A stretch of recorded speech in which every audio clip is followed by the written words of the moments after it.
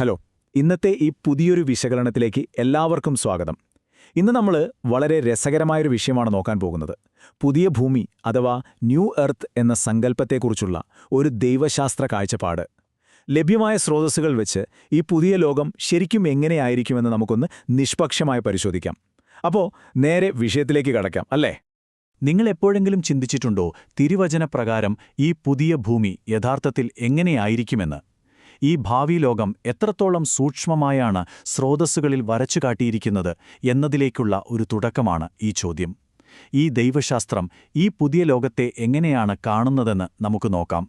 ഈ വലിയൊരു ആശയത്തെ എളുപ്പത്തിൽ മനസ്സിലാക്കാൻ നമുക്കിതിനെ 4 പ്രധാന ഘട്ടങ്ങളായി തിരിക്കാം. 1. അവിടത്തെ നിവാസികൾ. 2. പഴയതിനെ മായ്ച്ചുകളയൽ. 3. രൂപാന്തരം. ഒപ്പം 4. പുതിയ സമൂഹം. അപ്പോ ആദ്യത്തെ ഘട്ടം നിവാസികൾ. ഏതൊരു സമൂഹത്തിന്റെയും ഏറ്റവും പ്രധാനപ്പെട്ട കാര്യം അതിലെ ആളുകളാണല്ലോ. അവിടെ ജീവിക്കാൻ പോകുന്നത് കൃത്യമായി ആരൊക്കെയാണെന്ന് നമുക്ക് ആദ്യം നോക്കാം. നോക്കൂ, ഇന്നത്തെ നമ്മുടെ ഈ ലോകത്തിൽ നിന്ന് തികച്ചും വ്യത്യസ്തമാണ് ആ പുതിയ ലോകം. സ്രോതസ്സുകൾ പ്രത്യേകം എടുത്തു പറയുന്നൊരു കാര്യമുണ്ട്. ഈ ഭാവി ലോകം മനുഷ്യർക്ക് മാത്രമായിട്ടുള്ളതാണ്. മാലാഖമാർക്ക് പോലും അവിടെ സ്ഥാനമില്ല. അതിലും വലിയൊരു കാര്യം എന്താണെന്നോ, അവിടെ പ്രവേശനം കിട്ടണമെങ്കിൽ പൂർണ്ണമായും വിനയമുള്ള മനുഷ്യരായിരിക്കണം. ഇവിടെ നമ്മൾ പ്രത്യേകം ശ്രദ്ധിക്കേണ്ട ഒരു കാര്യമുണ്ട്. ഈ ദൈവശാസ്ത്ര കാഴ്ചപ്പാടിൽ വിനയം അഥവാ നമ്രത എന്നത് വെറുമൊരു നല്ല സ്വഭാവം മാത്രമല്ല കേട്ടോ. ഈ പുതിയ ഭൂമി അവകാശമാക്കാനുള്ള ഏറ്റവും അനിവാര്യമായ യോഗ്യത അതാണ്. അതായത് ഒരു തരിമ്പും അഹങ്കാരമോ ശാഠ്യമോ ഇല്ലാതെ പൂർണ്ണമായി അനുസരിക്കുന്നവരായിരിക്കണം അവിടെ ജീവിക്കേണ്ടത്. ഈ വിനയത്തെക്കുറിച്ച് പറയുമ്പോൾ സ്രോതസ്സിലെടുത്തു കാണിക്കുന്ന ഏറ്റവും വലിയ ഉദാഹരണം മോശയാണ്. സത്യം പറഞ്ഞാൽ പുതിയ ഭൂമിയിൽ ആദ്യമായി കാലുകുത്തുന്ന മനുഷ്യൻ മോശയായിരിക്കുമെന്ന് പോലും ഇതിൽ പ്രവചിക്കുന്നുണ്ട്. കാരണം അക്കാലത്ത് ഭൂമിയിലുണ്ടായിരുന്ന മനുഷ്യരിൽ വെച്ച് ഏറ്റവും വിനയമുള്ള വ്യക്തി അദ്ദേഹമായിരുന്നു. ഇനി നമുക്ക് രണ്ടാമത്തെ ഘട്ടത്തിലേക്ക് കടക്കാം. പഴയതിനെ മായ്ച്ചു കളയൽ. ഈ പുതിയ ലോകം വരുന്നതിനു മുമ്പ് നിലവിലുള്ള നമ്മുടെ ഈ ലോകത്തെ എങ്ങനെ പൂർണ്ണമായും വ്യവസ്ഥാപിതമായി നശിപ്പിക്കുമെന്ന് ഈ ഘട്ടത്തിൽ സ്രോതസ്സുകൾ വ്യക്തമാക്കുന്നുണ്ട്. ഈ ദൈവശാസ്ത്രത്തിന്റെ ഏറ്റവും അടിസ്ഥാനപരമായ ഒരു കാര്യമെന്ന് പറയുന്നത് സാത്താന്റെ പൂർണ്ണമായ നിർമ്മാർജ്ജനമാണ്. അതായത് ഇന്നത്തെ ഈ ആത്മീയ അന്ധതയുടെ അവസ്ഥയൊക്കെ മാറി ലോകം പൂർണ്ണമായും ദൈവത്തിന്റെ തികഞ്ഞ ഭരണത്തിന് കീഴിലാകും. പുതിയ ഭൂമിയിലെ ഏറ്റവും പ്രധാനപ്പെട്ട ഒരു മാറ്റം ഇതാണ്. ദൈവത്തിന്റെ ഈ പൂർണ്ണമായ ഭരണം സ്ഥാപിക്കണമെങ്കിൽ എന്തു ചെയ്യണം? പഴയ ലോകം അഗ്നിയാൽ നശിപ്പിക്കപ്പെടണം. നമ്മളിന്ന് കാണുന്ന നമ്മുടെ ഈ ചുറ്റുപാടുകളെയും സാങ്കേതിക വിദ്യകളെയുമൊക്കെ അത് പൂർണ്ണമായും ഇല്ലാതാക്കും. ഈ വചനത്തിൽ കൃത്യമായി പറയുന്നതുപോലെ പഴയതൊന്നും പിന്നെ ആരുടെയും ഓർമ്മയിൽ പോലും വരില്ല. പഴയ ഓർമ്മകളും വസ്തുക്കളും കഴിഞ്ഞ കാലത്തെ വേദനകളുമൊക്കെ മനുഷ്യന്റെ മനസ്സിൽ നിന്ന് എങ്ങനെയാണ് പൂർണ്ണമായും തുടച്ചുമാറ്റപ്പെടുന്നതെന്ന് വിശദീകരിക്കാൻ സ്രോതസ്സിൽ വളരെ രസകരമായ ഒരു ആധുനിക ഉപമ ഉപയോഗിക്കുന്നുണ്ട്. ശരിക്കും നമ്മൾ നമ്മുടെ ഫോണോ കമ്പ്യൂട്ടറോ ഫോർമാറ്റ് ചെയ്യുന്നത് പോലെ തന്നെ സകലതും പൂർണ്ണമായും മായ്ച്ചു കളയപ്പെടും. പഴയതൊന്നും പിന്നെ നമ്മുടെ ചിന്തകളിൽ പോലും വരില്ല. ഇനി മൂന്നാമത്തെ ഘട്ടം രൂപാന്തരം. പഴയ ലോകം പൂർണ്ണമായി മായ്ച്ചു കളഞ്ഞു കഴിഞ്ഞാൽ പിന്നെ എന്ത് സംഭവിക്കും? അവിടുത്തെ നിവാസികൾക്ക് തന്നെ ശാരീരികവും ആത്മീയവുമായ വളരെ വലിയൊരു മാറ്റം സംഭവിക്കേണ്ടതുണ്ട്. അതാണ് നമ്മൾ ഇനി നോക്കാൻ പോകുന്നത്. എസേക്യേൽ പ്രവാചകന്റെ പുസ്തകത്തെ അടിസ്ഥാനമാക്കി നോക്കുമ്പോൾ മനുഷ്യന്റെ വഴങ്ങാത്തതും കല്ലുപോലെയുള്ളതുമായ പ്രകൃതം മാറി പകരം വളരെ മൃദുവായതും സ്നേഹമുള്ളതുമായ ഒരു ഹൃദയം നൽകപ്പെടുന്നു.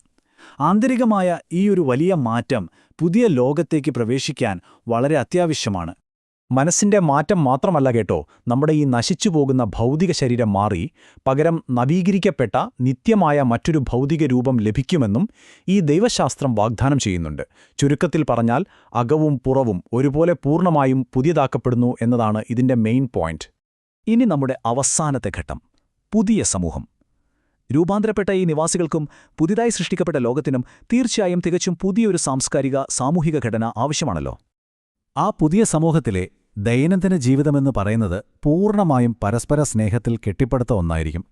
നമ്മൾ മുമ്പ് കേട്ടിട്ട് പോലുമില്ലാത്ത തരം സംഗീതം, പാപമില്ലാത്ത നഗരങ്ങൾ, തികച്ചും പുതിയ വ്യക്തിത്വങ്ങൾ എന്നിങ്ങനെ ശരിക്കും പറഞ്ഞാൽ അവിടെയെല്ലാം പുതിയതായിരിക്കും. ഇവിടെ സ്രോതസ്സിൽ വളരെ രസകരമായൊരു കാര്യം പറയുന്നുണ്ട്. ഭൂമിയിൽ നമ്മളെ വിളിക്കുന്ന നമ്മുടെ ഈ പഴയ വിളിപ്പേരുകളില്ലേ, അതൊക്കെ അവിടെ ഇല്ലാതാകും. പകരം ദൈവം നേരിട്ട് വിളിക്കുന്ന തികച്ചും ശുദ്ധവും ദൈവീകവുമായ പുതിയ പേരുകളായിരിക്കും അവിടെ ഓരോരുത്തർക്കും ലഭിക്കുക. അതെ, നിങ്ങളുടെ പഴയ ഐഡന്റിറ്റി അവിടെ പൂർണ്ണമായും മാഞ്ഞു പോകുന്നു.